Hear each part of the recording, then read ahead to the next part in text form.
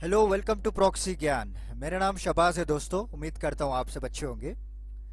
तो आज का जो हमारा टॉपिक है which is related to budget 2021 analysis. जी हाँ दोस्तों, आज हम पार्ट 5 को डिस्कस करने वाले हैं। इन डिटेल एनालिसिस करेंगे हम वन बाय वन। क्या क्या बजट में मेंशन किया गया है, किस रिलेटेड स्कीम्स के बारे में इन्होंने मेंशन किया, और उसके बेसिक्स के बारे में भी हम जानेंगे। जैसे कि आपने देखा होगा, हमने पार्ट 4 तक कंप्लीट कर चुके हैं। अगर आपने अभी तक वो 4 लेक्चर्स को नहीं देखा है तो आप जाकर देखिए, ताकि आपको एक ब्रीफ आइडिया मिल जाएगा, आपको प्लान मिल जाएगा कि किस तरह से बजट में कौन से स्कीम के अंडर और कौन से डिपार्टमेंट को कितना कितना जो अमाउंट अलोकेट किया गया है। उसके साथ साथ हमने एनालिसिस भी की थी कि कब इसका जो है एस्टैब्लिशमेंट हुआ था और किस तरह से प्रोग्रेस हुई थी इस स्कीम के रिलेटेड। बस मैं आपको एग्जांपल दे रहा हूँ। ऐसे कई सारे सेक्टर्स हैं, जैसे रेलवे सेक्टर्स हो गया, जैसे हेल्थ सेक्टर के बारे में हमने एनालिसिस की थी इन डिटेल। तो आज हम पिलर 5 के बारे में डिस्कस करेंगे। इसमें क्लियरली मेंशन है दोस्तों innovation and research and development के बारे में। तो गवर्नमेंट ने किस तरह से फंड्स को एलोकेट किया है फॉर रिसर्च एंड डेवलपमेंट में, उसके बारे में आज हम चर्चा करने वाले हैं। तो चलिए आज का लेक्चर शुरू करते हैं। शुरू करने से पहले मैं आपको एक छोटा सा रिमाइंडर देना चाहता हूं दोस्तों, कि अगर आपको इसी तरह इंटरेस्टिंग लेक्चर्स देखना है तो हमारा वेबसाइट है www.proxygyan.com। वहाँ पे जाइए, विजिट कीजिए आप, और अपने जो इंटरेस्टिंग लेक्चर्स आप देखने को मिलेंगे वहाँ पे हमारे एजुकेटर्स के द्वारा पढ़ाए गए हैं। और एक नया इनिशिएटिव हम लेकर आए हैं दोस्तों, कि अगर आप कोई भी मैथ्स डाउट्स हो तो आपको रियल टाइम में सॉल्व कर दिए जाएंगे हमारे मैथ्स एक्सपर्ट एजुकेटर्स के द्वारा। आप अपने सेशन को बुक कर सकते हैं। कोई भी डाउट ले लीजिए आप, फ्रॉम एनसीईआरटी से लेकर यूपीएससी तक, जितने भी कोई कॉम्पिटिटिव एग्जाम्स हैं related to SSC, related to banking या फिर एनटीपीसी, सारे डाउट्स आपको रियल टाइम में सॉल्व कर दिए जाएंगे। तो जल्दी से विजिट कीजिए हमारा वेबसाइट, और अपने टाइम और रिक्वायरमेंट के हिसाब से आप अपने सेशन को बुक कर सकते हैं। तो लेट्स मूव ऑन। जैसे मैंने आपको बताया कि आज का हमारा जो पिलर 5 रहेगा वो innovation and research and development है। इसके बारे में हम इन डिटेल देखेंगे कि किस तरह से इनोवेशन के रिलेटेड हमारे गवर्नमेंट ऑफ इंडिया प्रोत्साहित करती है, और research and development regarding space को ले लीजिए आप, या फिर डिफेंस सेक्टर में ले लीजिए, तो इन किस तरह से डेवलप किया जा रहा है। क्योंकि आप सभी लोग जानते हैं, जो हमारे जो प्रधानमंत्री हैं नरेंद्र मोदी जी ने, उन्होंने आत्मनिर्भर भारत का नारा लगाया हुआ है सारे कंट्री में, और ये चाहते हैं कि जितने भी प्रोडक्शन हो हमारे इंडिया में ही डेवलप किया जाए, ताकि हम दूसरे के ऊपर डिपेंड ना रहें। क्योंकि इस पैंडमिक की वजह से किस तरह से सबके आंखें खोल के रख दिया है, due to the huge dependency, किस तरह से हम क्राइसिस को फेस किए हैं रिगार्डिंग मैन्युफैक्चरिंग कंपनीज हो गया या फिर फार्मास्यूटिकल कंपनीज हो गया। तो ये सारे लोगों को किस तरह से क्राइसिस फेस करना पड़ा है। तो this is a very big lesson we learn from this pandemic, कि हम भी है जो है सेल्फ डिपेंडेंट बनना चाहिए अभी।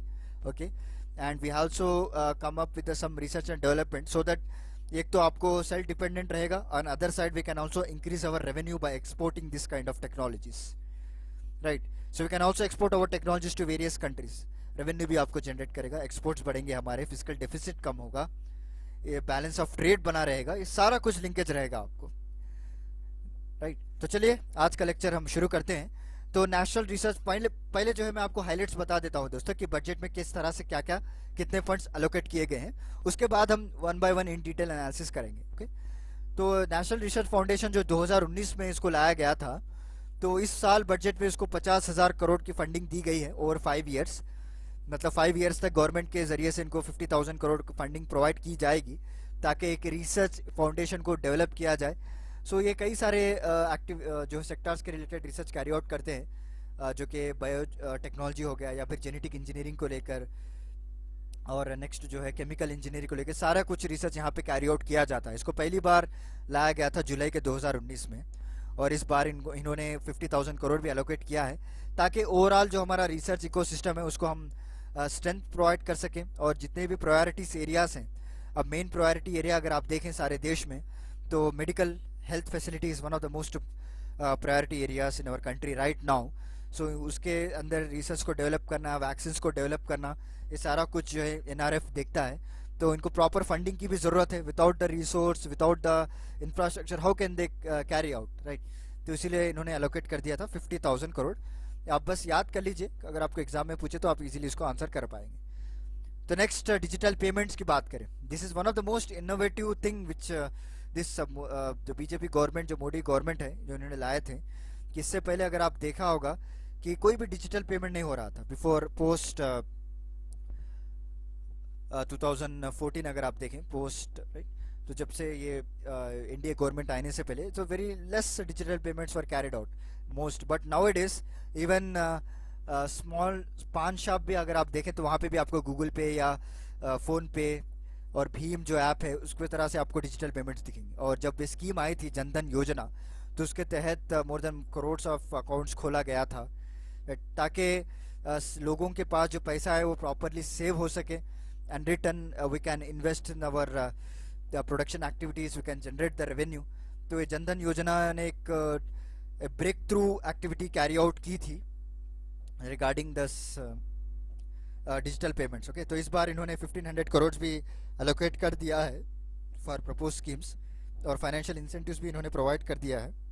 whoever who are promoting the digital modes of payment, उनको फाइनेंशियल इंसेंटिव्स भी मिलेंगे। अगर आपने देखा होगा एक साल पहले आई थिंक कोई ऐसा स्कीम भी लेकर आए थे, राइट, फॉर मर्चेंट्स के लिए और फॉर इंडिविजुअल कस्टमर्स के लिए, जो ज़्यादा से ज़्यादा जो है डिजिटल पेमेंट्स करता है, तो उसको कुछ प्राइस मनी भी दिया गया था, 25,000 ऐसा कुछ था, वो उतना याद नहीं आ रहा है मुझे। बट एनी हाउ इस बार इस बजट सेशन में 1500 करोड़ अलोकेट कर दिया गया है, ताकि डिजिटल ट्रांजैक्शन, डिजिटल पेमेंट्स के बारे में अवेयरनेस क्रिएट किया जाए लोगों के बीच में, और उनके रिगार्डिंग प्रॉपर स्कीम्स लेकर आए जाएं। जैसे फाइनेंशियल इंसेंटिव इन्होंने एग्जांपल दिया है, और जैसे प्रीवियसली एक स्कीम भी लेकर आए थे प्राइजेस के लाइक, ताकि लोगों में एक एनकरेजमेंट बना रहे।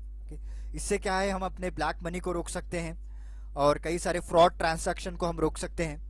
ओके, तो इसलिए डिजिटल पेमेंट लाया गया था। तो लेट्स मूव ऑन नेक्स्ट। जो एक नया इनिशिएटिव है दोस्तों, national language translation mission. Okay, so इस इनिशिएटिव के तहत जितने भी ई गवर्नेंस पॉलिसीज हैं, जैसे कि उमंग ऐप हो गया, वहाँ पे अगर आपने एक बार आपने इंस्टॉल किया होगा, तो अगर आपने नहीं किया तो आप एक बार इंस्टॉल कीजिए अपने मोबाइल फ़ोन में उमंग ऐप, UMANG उमंग ऐप। तो उसमें आपको कई सारे गवर्नमेंट रिलेटेड ऐप्स मिलेंगे। एक ऐप में ही आपको कई सारे फैसिलिटीज़ प्रोवाइड कर दिए गए हैं, जैसे कि EPFO सर्विसेज हो गया, राइट, और जैसे कि आपको जो जनधन योजना अकाउंट्स वाले उनके लिए सर्विस, आधार लिंकेज सर्विस, कई सारे ऐसे सर्विस प्रोवाइड किए गए हैं उमंग ऐप में। Okay, but they are available in dual language, एक तो हिंदी रहेगा आपको, दूसरा इंग्लिश रहेगा। तो ये नेशनल लैंग्वेज ट्रांसलेशन मिशन, इनका मकसद यही है कि जितने भी रीजनल लैंग्वेजेस हैं और जितने भी मेजर इंडियन लैंग्वेजेस हैं, at least they are focusing on 22 जो रीजनल लैंग्वेजेस है ना, जो शेड्यूल लैंग्वेजेस जो हमारे कॉन्स्टिट्यूशन में मेंशन है, उसमें ये सारा कुछ ऐप्स को डेवलप करने वाले हैं। ओके, सो ताकि जो ग्राउंड लेवल जो पीपल हैं उनको भी समझ में आए, उनको भी किस तरह से यूज़ करें वो उनको पता चले। ओके, वो भी they have to be connect with the internet connect, right, and they have to come up and they have to come connect and with this digital applications and all। तो उसके वजह से कई लोगों को दिक्कत रहती है इंग्लिश एंड हिंदी को लेकर। तो मेजर इंडियन लैंग्वेजेस और रीजनल लैंग्वेजेस में डेवलप करने का इनका एम है।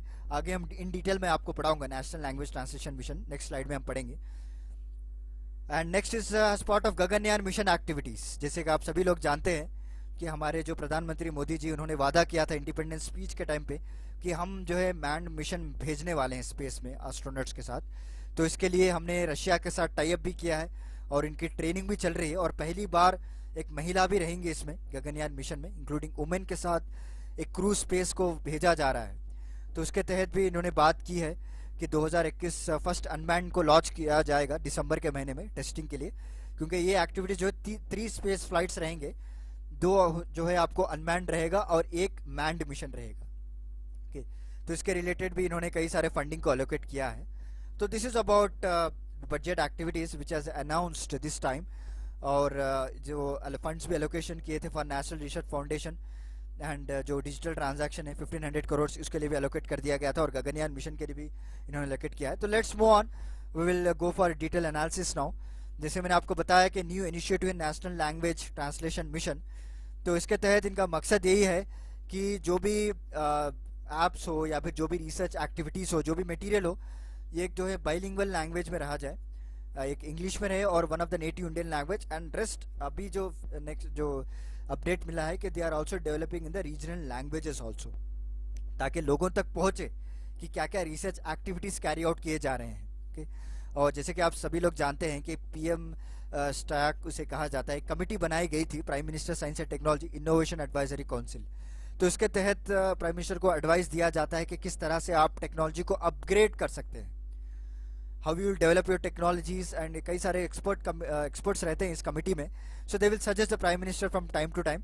तो इनके जो पब्लिशिंग रिपोर्ट्स रहते हैं और इनके जो रिसर्च मटेरियल्स रहते हैं वो भी आपको बाइलिंगुअल में छापा जाएगा, ताकि लोगों को पता चले जो भी रिसर्च एक्टिविटीज कर रहे हैं वो लोग उसे पढ़ सकें and they will get awareness about it, ताकि एक लैंग्वेज बैरियर को हम हटा दें.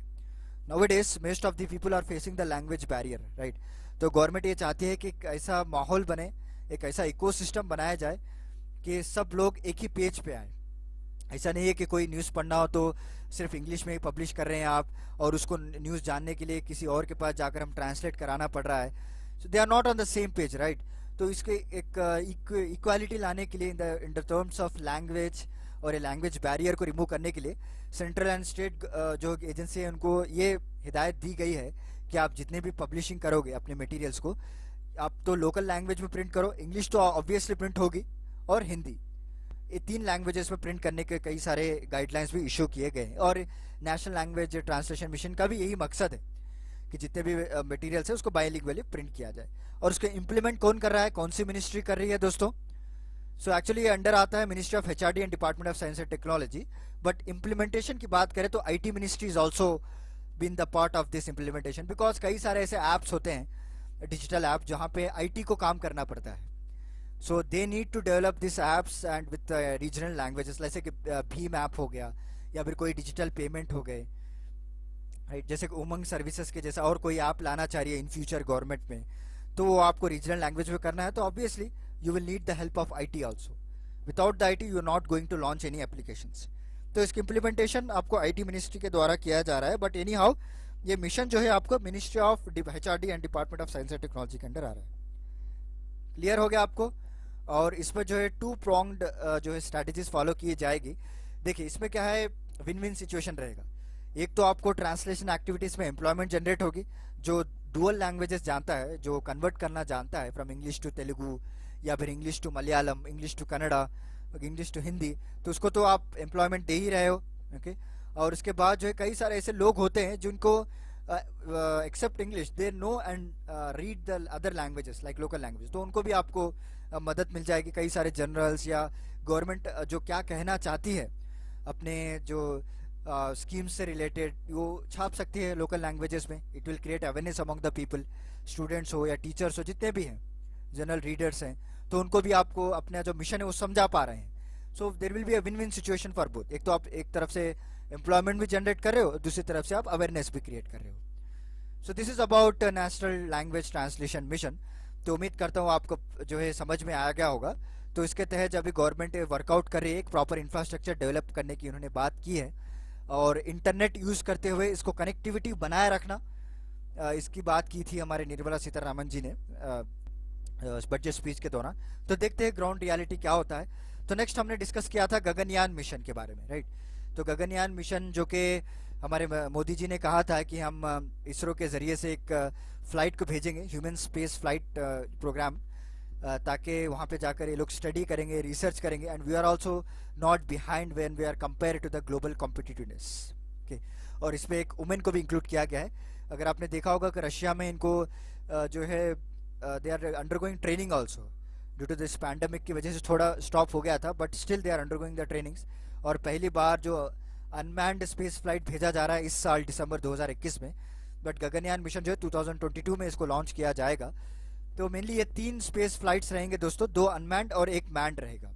और ये ह्यूमन स्पेस फ्लाइट प्रोग्राम है, उसको हम ऑर्बिटॉल मॉड्यूल भी कहते हैं. ओके. और ये अर्थ के जो लो ऑर्बिट में है वहाँ पे रोटेट किया जाएगा इस मॉड्यूल को 300 to 400 किलोमीटर तक. 5 to 7 डेज तक ये रहेंगे वहाँ पे रिसर्च कैरी आउट किया जाएगा एक्टिविटीज, ताकि हम भी we are also having the footsteps in the space activities now. So today there is no generation for the America and Russia. Now the India, such a country, such a developing countries are also taking part in this space activities. तो payload की बात करें तो in detail आपको crew module रहेगा, जिसमें एक space craft रहेगी जो ह्यूमन बींग्स को कैरी आउट किया जाएगा, और दूसरा है सर्विस मॉड्यूल जो कि 2 लिक्विड प्रोपेलेंट इंजिन रहेंगे आपको. सो पेलोड आपको 2 रहेंगे, एक तो क्रू लोड, दूसरा सर्विस लोड. क्लियर? तो चलिए. और इसमें जो है इमरजेंसी एस्केप मिशन भी लगाया गया है, क्योंकि आप सभी लोग जानते हैं कि किस तरह से इमरजेंसी सिचुएशंस पे एयरक्राफ्ट जो है, not aircraft, the rockets and modules will be blast. Okay, so whenever they are entering into the space there will be a huge pressure layer, उसको क्रॉस करके जाना पड़ता है हर सैटेलाइट को या फिर रॉकेट को. तो at that time they will face very huge pressure system. तो वहाँ पे क्या होता है, कई सारे due to miss communication and जो लैक ऑफ सिक्योरिटी की वजह से they will blow off. Okay, एक एग्जांपल भी था, हमने देखा था किस तरह से कल्पना चावला जी ने उनकी जो मृत्यु हो गई थी while entering into the earth atmosphere, right. So इस सारे चीज़ों को, एक्टिविटीज़ को अवॉइड करने के लिए, एक प्रॉपर सेफ कंडीशन बनाने के लिए इन्होंने एक इमरजेंसी एस्केप सिस्टम भी बनाया है. अगर ऐसा कुछ लग रहा है उनको कि हम ऐसा फेस करने वाले, they can come through this escape system. Okay, और इसको लॉन्च कौन से व्हीकल से किया जा रहा है दोस्तों? This is very important. GSLV Mark 3, also called as LVM-3 launch vehicle mark. तो ये हैवी लिफ्ट व्हीकल है जिसमें आप पेलोड कई 5,000 to 6,000, I think more than that payload will carry out with this GSLV Mark 3. और ये mission के जो एक्सपेक्टेड कॉस्ट लगाई गई है 10,000 करोड़ है, माना जा रहा है sir. But anyhow this are the few details and the few important static जो डायरेक्टली आपको पूछ सकते हैं एग्जाम में कि ये जो गगनयान मिशन है कौन सी व्हीकल से लिफ्ट किया जा रहा है और कितने टाइप्स ऑफ फ्लाइट्स रहेंगे इसमें, ये सारा कुछ आप पूछ सकते हैं. तो let we will discuss about the challenges also. अगर जब गगनयान मिशन की बात आई है तो अभी जो प्रेजेंट इंडिया क्या चैलेंजेस फेस कर रहा है उसके बारे में हम डिस्कस करते हैं. देखिए, first basic challenge, training facilities. अभी आज हम जो हमारे एस्ट्रोनॉट्स को रशिया के अंदर ट्रेन करवा रहे हैं, इसका मतलब क्या है कि हमारे पास प्रॉपर ट्रेनिंग फैसिलिटीज नहीं है in order to train the astronauts. Okay, तो इसको डेवलप करने की बहुत ही ज़रूरत है. तो इसीलिए बजट में भी मेंशन किया है फॉर स्पेस रिलेटेड एक्टिविटीज़ के लिए, उसके लिए भी बजट एलोकेट कर दिया गया है ताकि ऐसे इंफ्रास्ट्रक्चर को हम डेवलप कर सके, ताकि हम खुद के एस्ट्रोनॉट्स को हम ट्रेन कर सकें, राइट. और दूसरी बात है, परफेक्ट फुल प्रूफ लॉन्च अभी व्हीकल टेक आई नहीं है दोस्तों. ओके, अभी तक हमने PSLV देखा, GSLV देखा, they are only launching the satellites, they are not carry out any human beings along with them, right. तो अभी जो पोलर सैटेलाइट लॉन्च व्हीकल है और GSLV जो जियो सिंक्रोनस कहा जाता है, सो ये सिर्फ सैटेलाइट और स्पेसक्राफ्ट डिप्लॉय करने के लिए यूज़ किया जा रहा है, but they are not at man rated. कभी ऐसा नहीं हुआ कि जो ह्यूमन बीइंग ट्रैवल करके and they have said it is safe and all, so still we are going to face two challenges also. And next जो अभी re entry technology है, क्रू एस्केप सिस्टम है, वो अभी काम कर रही है इसरो उस पर. तो अभी प्रॉपरली इसको डिप्लॉय नहीं किया गया है. जब तक इसको प्रैक्टिकल यूज़ नहीं किया जाएगा तब तक कुछ भी नहीं कह सकते. We are still behind compared with the other developing countries like many other European countries है जहाँ पे सक्सेसफुली इन्होंने क्रू एस्केप सिस्टम को बना लिया है, but we are still facing the hurdles in this developing. And next जो launch pads है श्रीहरिकोटा और सतीश धवन सेंटर, जहाँ पे अक्सर आप न्यूज़ में सुनते आ रहे हैं, तो they are not enhance for the human mission also. अभी तक हमने यहाँ पे कोई ह्यूमन मिशन कैरी आउट नहीं किया है, but let's see what will happen. इसका मतलब नहीं कि हम हमेशा ही नहीं करेंगे. तो there must be A change, right. एक बार जब आप डिप्लॉय करेंगे, एक बार जब आप इसकी उड़ान भरेंगे space with human beings, then we will get to know कि किस तरह से क्या क्या चैलेंजेस हम फेस कर रहे हैं. So this are the expected challenge which are going to be faced by the ISRO and other space centre. Let's see what will happen ground reality. और उम्मीद करते हैं कि India will also be competing with the developed countries in related to the international space activities. तो this is about Gaganyaan mission दोस्तों. तो चलिए आगे बढ़ते हैं. और ओशंस के रिलेटेड इन्होंने बात मेंशन की थी, क्योंकि आप सभी लोग जानते हैं कि ओशन जो है एक भंडार है. अभी तक किसी ने एक प्रॉपर ओशन को भी एक्सप्लोर नहीं किया है. ओके, तो अभी कई सारे storage of living and non living resources हैं वहाँ पे, कई सारे फॉसिल फ्यूल्स दबे हुए हैं, कई सारे कार्बन सिंकिंग है वहाँ पे. Oceans plays very important role in that. और कई सारा रिसर्च करना अभी बाकी है. तो इसको अंडरस्टैंड करने के लिए गवर्नमेंट ऑफ इंडिया ने एक डीप ओशियन मिशन को लॉन्च किया गया था, और उसके तहत इन्होंने 4,000 करोड़ भी जो है अलोकेट कर दिए गए ओवर 5 ईयर्स, 4,000 करोड़, ताकि इस मिशन के तहत वो एक्सप्लोर कर सके और अंदर किस तरह से फॉसिल फ्यूल्स है, we can extract the oil और not, and what is a sea biodiversity किस तरह से रही है वहाँ पे. ये सारा कुछ रिसर्च करने के लिए गवर्नमेंट ने 4,000 करोड़ को अलोकेट कर दिया है ओवर 5 ईयर्स. ओके, तो let's move on discuss about the deep ocean mission. In detail हम पढ़ेंगे कि डीप ओशन मिशन क्या होता है.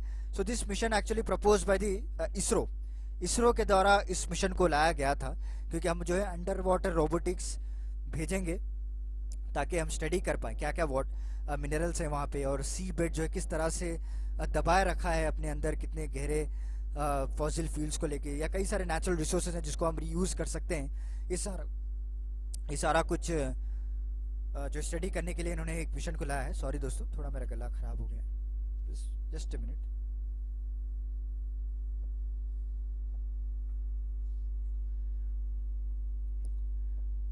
ओके, देखिए और इस टास्क के अंडर ये कई सारे डीप सी माइनिंग एक्टिविटीज कर रहे हैं और सर्वाइव कर रहे हैं एनर्जी एक्सप्लोरेशन के लिए, because you know how the fossil fuels are जो है एक्सपायर हो रहे हैं fastly, so we need to come up with more energy exploration. तो इसके तहत जो यूएन इंटरनेशनल सीबेड अथॉरिटी है, उन्होंने भी 75,000 kilometre of square kilometre allocate कर दिया गया है ऑफ इंडियन ओशन। वहाँ तक हम जो है एक्सप्लोर कर सकते हैं हमारे रिगार्डिंग, क्योंकि सेंट्रल इंडियन ओशन बेसिंग है, तो इसमें जो रिसोर्सेज बसे हुए रहते हैं, तो यूएन हमने परमिशन ले रखी है already UN international seabed authority से, उन्होंने 75,000 किलोमीटर्स को अलोकेट कर दिया गया है ताकि हम एक्सप्लोर कर सके with polymetallic nodules. So what do you mean by polymetallic nodules? This is also very important, ये आपको एग्जाम में पूछ सकते हैं, and they play very important role in electronic manufacturing the electronic components दोस्तों। ओके, सो कई सारे countries इस पॉलीमेटालिक नोड्यूल्स को यूज करके अपने इलेक्ट्रॉनिक कंपोनेंट्स को जो है बनाते हैं। अगर हमें इसका रिजर्वायर अगर मिल जाए ना हमारे इंडियन ओशन में, देन ऐसा समझो कि हम माला माली हो गए। ओके, तो basically they are ferrous and manganese oxide deposit होते हैं। ये छोटे छोटे जो पोटैटो शेप लगते हैं आपको, और ब्लैक इन कलर रहता है, और इनका जो डायमीटर का साइज की अगर बात करें 2 से 10 सेंटीमीटर का डायमीटर रहता है। और इनको माना जाता है कि जो when the earth is going to be formed, when the two plates are get diverge, okay, जब क्या है हॉट मैग्मा रिलीज हुआ था, so due to which it will flow into the river and they was settle at the bottom of the ocean।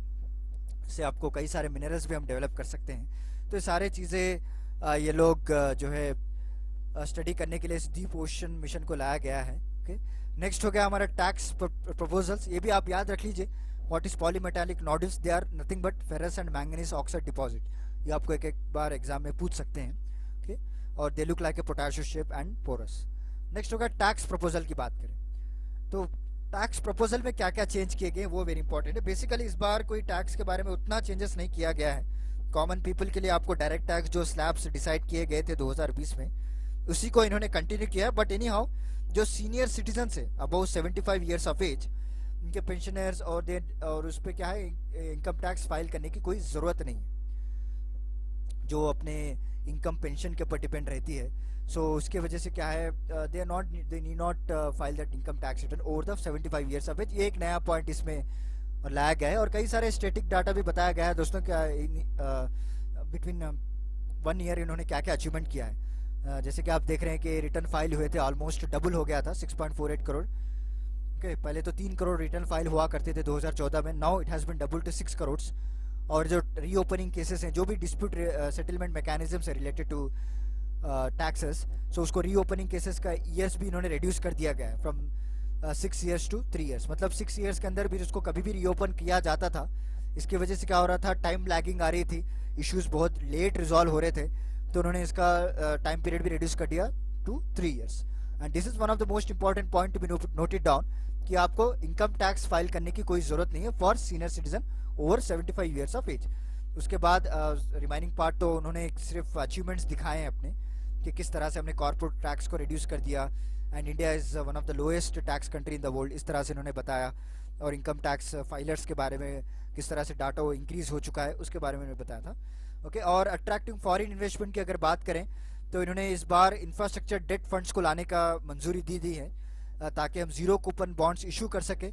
और इसकी वजह से हमारे जो कमर्शियल एक्टिविटीज़ हैं उसमें जो प्राइवेट फंडिंग की जाए और एफडीआई को इंक्रीज़ किया जाए और डायरेक्ट इन्वेस्टमेंट लाया जाए। तो कई सारे स्टेप्स इन्होंने उठाए हैं related to infrastructure and supporting housing for all की बात करें तो टैक्स हॉलीडे जो प्रोवाइड किया जाता था पहले हाउसिंग फॉर ऑल प्रोजेक्ट में, वो अभी एक्सटेंड कर दिया गया है 2022 तक। This is very important point to be note down.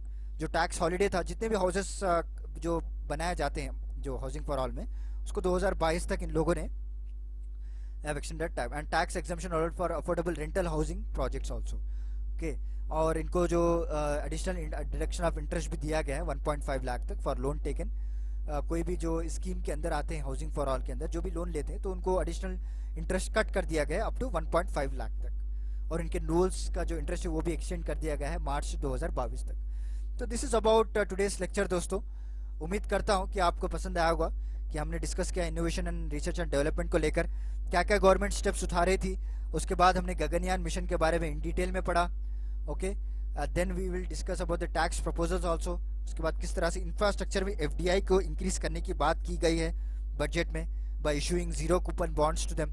Next housing for all के बारे में भी डिस्कस कर लिया।